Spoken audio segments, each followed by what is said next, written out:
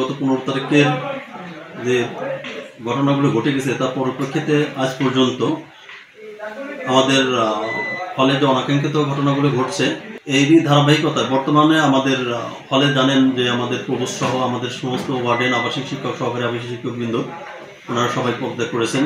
এই মুহূর্তে আমরা অভিভাবক শূন্য। সাধারণ ছাত্র বললো যে ভাই আমরা সাংবাদিক সহ আমরা সাধারণ ছাত্র পলিটিক্যাল ব্লকগুলো আমরা একটু তল্লাশি করব, সাথে আপনার প্রশাসন হল প্রশাসন পক্ষ থেকে আপনি আমার সাথে থাকবেন। তো আমি আমার হলের আর সব স্টাফদের নিয়ে আমি সাধারণ ছাত্রদের সাথে গিয়ে এই বিভিন্ন রুম থেকে দেশীয় কিছু অস্ত্রশস্ত্র এবং কিছু মদের খালি বোতল যেগুলি সাধারণ ছাত্র উদ্ধার করেছে আমি আবার তাদের কাছ থেকে ওগুলো নিয়ে আমার অফিসে সংরক্ষণ করেছি। 15 তারিখ রাতে আমাদের সাধারণ আন্দোলনকারী সাধারণ শিক্ষার্থীদের উপর ছাত্রলীগ নৃশংস হামলা চালায়।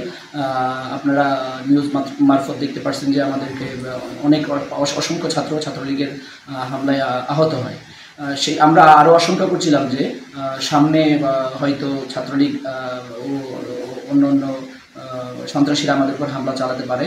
সেই আশঙ্কার ভিত্তিতে আমরা হল প্রশাসনকে অনুরোধ করি ছাত্রলীগের ব্লকের রুমগুলা তল্লাশি করতে। তখন হল প্রশাসন সাংবাদিকদের উপস্থিতিতে হলের রুমগুলা তল্লাশি করে বিভিন্ন ধরনের দেশীয় অস্ত্রশস্ত্রগুলো পায়।